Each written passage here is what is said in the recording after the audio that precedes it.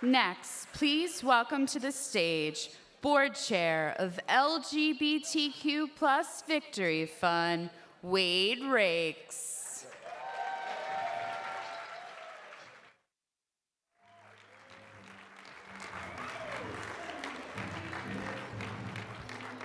Well, good afternoon, Victory. For the past 2 years, it has been my honor to serve as board chair of LGBTQ Victory Fund, a position that's allowed me to connect with hundreds of out-leaders around the country. If you're in this room, you know why this work matters so much. Today's school board member could be tomorrow's U.S. Senator. And building a strong pipeline of LGBTQ elected leaders who can continue to rise through the ranks and advocate for our community at higher and higher levels remains one of Victory's most important projects. Our next speaker is the personification of Victory's mission. I met Laphonza Butler over a decade ago, but it was her historic appointment to the United States Senate that introduced Senator Laphonza Butler to the country and the world.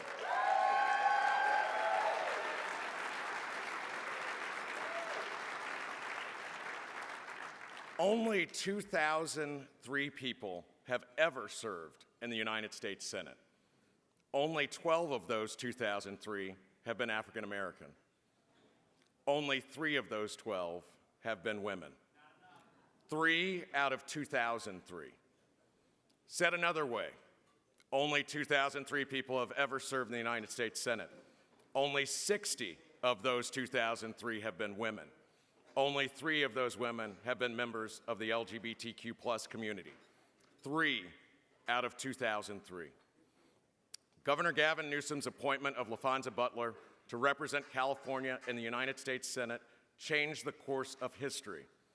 But to know Laphonza Butler is to understand why Governor Newsom said he couldn't have conjured up a better candidate from his own imagination. Senator Butler grew up in Magnolia, Mississippi, and graduated from the country's premier HBCU, Jackson State University. I say that because my mother, Gwendolyn Rakes, who is here today, and my late grandmother, Catherine Little-Lott, are also Jackson State alumni. Senator Butler and I come from that place, Mississippi, still known for the murders of Medgar Evers, James Chaney, Andrew Goodman, and Michael Swerner, the home of the indomitable Fannie Lou Hamer, who ran for the U.S. Senate in 1964. And because of people in this room, now the home of State Representative Fabian Nelson, who this year became the first out legislator in Mississippi.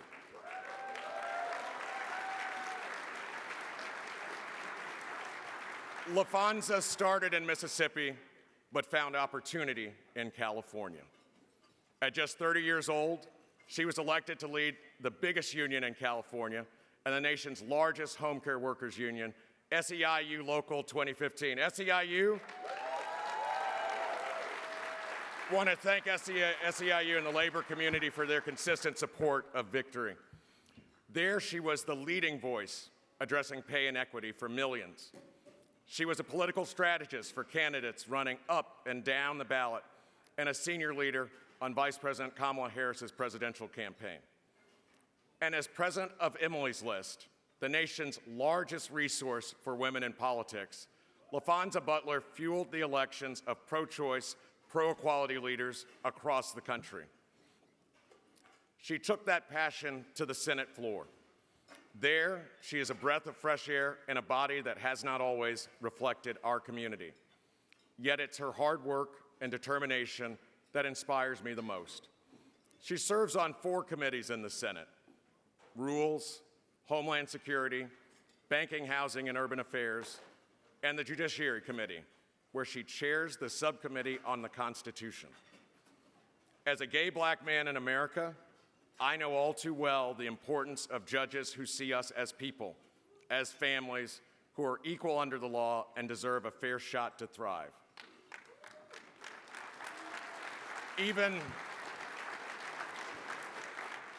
Even though I am not a Californian, I know Laphonza Butler represents me and represents us. Senator Butler is joined today by her wife, Naniki Lee, a powerhouse advocate for workers. They are the first same-sex spouses and parents in Senate history.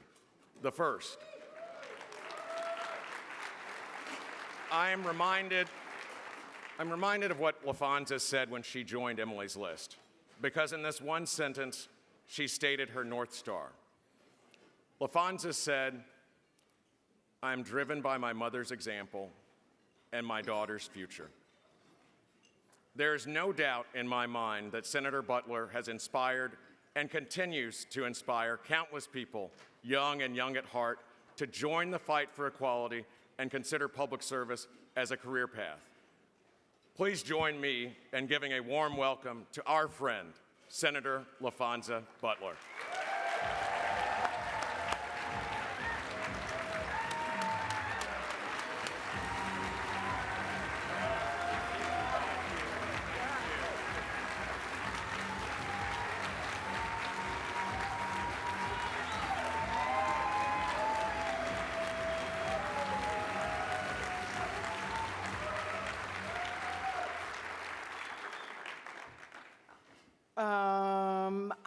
I think I have to pack Wade up in my pocket and take him with me for every introduction. Wade, my friend, thank you so much for such a generous introduction, invoking my dear alma mater, Ms. Gwen Rakes' alma mater, the I Love, Jackson State University, reminding us of our history and the Fannie Lou Hamer Institute for Democracy that resides on the campus of Jackson State University.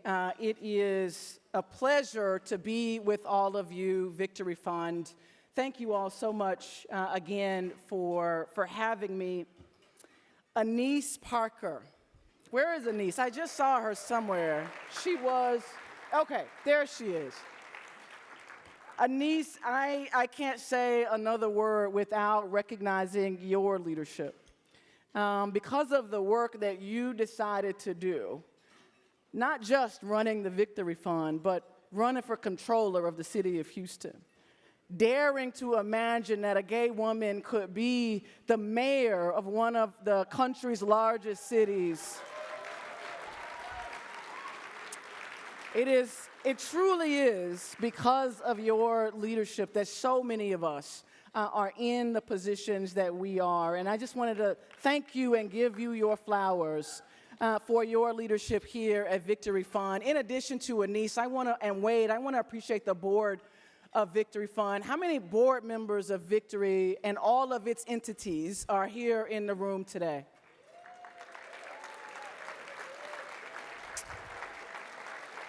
Thank you.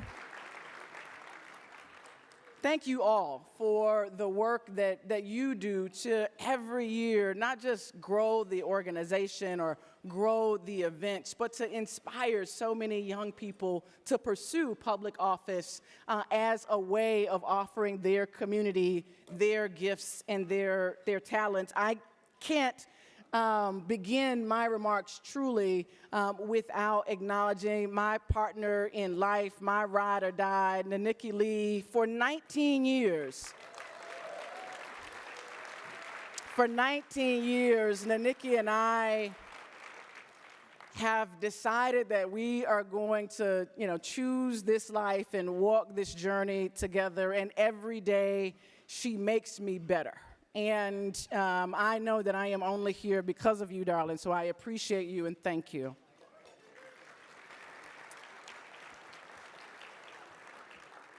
I'm going to let you in on a little secret about me, Victory Fund. People write for me, and then they put it on the screens, and then I don't use it at all. So to my friend of 20 years, Jeffrey Lerner, who has written for me today, I say with deep love, I'm not going to use it at all. So to the person who's operating these things, take a lunch break. I won't use it at all. I tend to find my inspiration in the moment.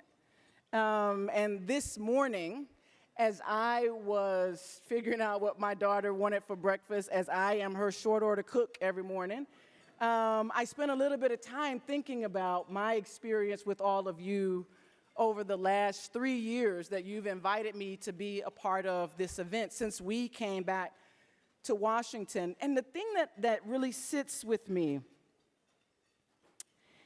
is that at every Victory Fund event, I have not only met incredible elected officials and public servants, incredible operatives and organizers, people who are passionate about our community, but I've met mothers, I've met fathers, I've met spouses, I've met children, I've met whole families at this event. And it struck me as important for us to lift up and recognize this morning, because not everywhere are you in a place and in an organization where you are able to and indeed invited to show up as all of who you are. And so to the board of Victory Fund, to Anise Parker, I want to celebrate with all of you the fact that you have created an organization where we can truly be seen and we can truly be heard and we can build community and do the work of networking, because it is a hard job to build an organization that truly welcomes every part of our lives. And let's be honest, I know it's Sunday morning, and I am Mississippi born and raised, so I'm not going to venture too far, but it's Sunday morning. And I want to invite us to be honest. And you guys talk back to me if you feel like being honest this morning. But the work of being an elected official who is a member of the LGBTQ plus community, oftentimes when we are the only one, often we are one, if only one of a few, it is hard work. Somebody is ready to be honest this morning. Because it's not just the accolades, it is the anxiety. It's not just the pride of representation, it is the isolation.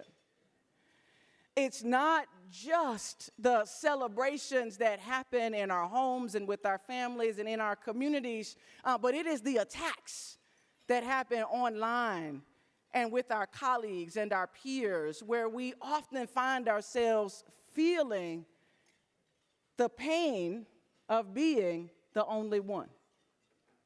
Talk to me, somebody. Or maybe it's just me. It could just be me. I am number 100 in today's United States Senate. As Wade noted, I am number 3 of the 2003. I am number 3 of only 3 black women. I am number 12 of only 12 black women. I am number 1 of the only black out senator to ever serve in the United States Senate. So it could only be me. It could only be me. Maybe it's just hard for me.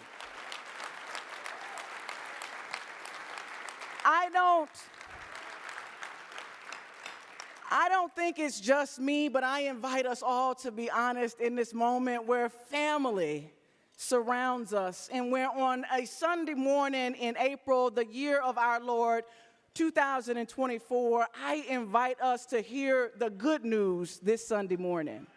And the good news this Sunday morning, Victory Fund, the good news, my friends, the good news, Tony Atkins, future governor of California, the good news. The good news, Victory Fund, is you. Because when the nights get long, because when the attacks get hard, because when the podium and the dais gets silent, because our children are being attacked for what sports they want to play, because Supreme Court justices write opinions now with great frequency that threaten our very existence and the very existence of our families, because there are those who would suggest that in the year of our Lord 2024, we cannot say gay, because of all of that, Victory Fund is still here. You are the good news. And not only are you here, you are helping us to build networks of support. You are cultivating young leaders who will be the leaders of tomorrow in public office. You are helping to build community and identity and representation. You are the good news. And so I know that I was given 5 minutes or so, and I'm probably running a little bit long, and the person who was running these things are now taking a lunch break. I committed at the top of my remarks to be brief. And so in closing, I truly come here today to celebrate my friend Wade Rakes and his chairmanship of Victory. I come here to honor the service of Anise Parker and her leadership across the many entities of Victory Fund. I come here to be in fellowship with a community of leaders who are donors, who are supporters, who are volunteers, who carry clipboards, who get signatures and petitions, who pass legislation, who use their voice to stand up for me and my family. I come here to salute all of you, to raise my glass to the work that you have done since 1991. For 33 years, you have worked to change the face of American politics at every level, and we owe you an incredible debt of gratitude.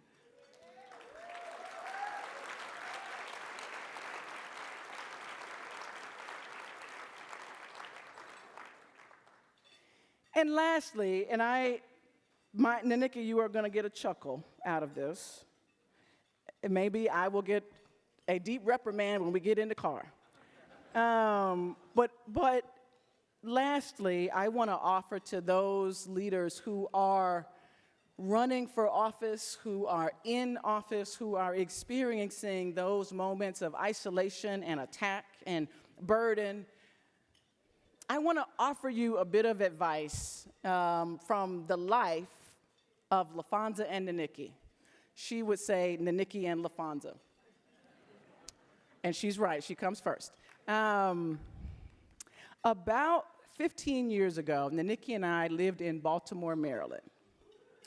Shout out to all the Baltimoreans. And it's a reminder for all of us who call this region home to just hold in our hearts and in our minds those who are going to have to rebuild the Francis Scott Key Bridge and all of those families impacted.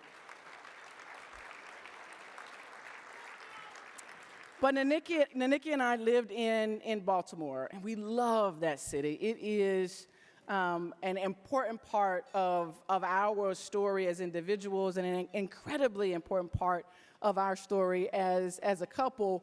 In Baltimore, we were members of a church called Empowerment Temple. And every Sunday, we would go to Empowerment Temple, and the pastor there would give 3 bits of advice. And I offer our pastor's advice to us and to all of the congregants of Empowerment Temple. I offer his advice to all of those who are in public office right now, and those who are seeking to be in public office. Our pastor at Empowerment Temple said, "I'm in the right place at the right time, doing the right thing, and I know that's right." And so when you get those calls, you are in those moments when you feel all alone, when you get and the attacks online, when you feel like nobody's got your back, when you are in the moments where you're standing at the mic and the voice that you hear is only yours, know that from Naniki and I to all of you, know that you are in the right place, at the right time, doing the right thing, and I know that's right.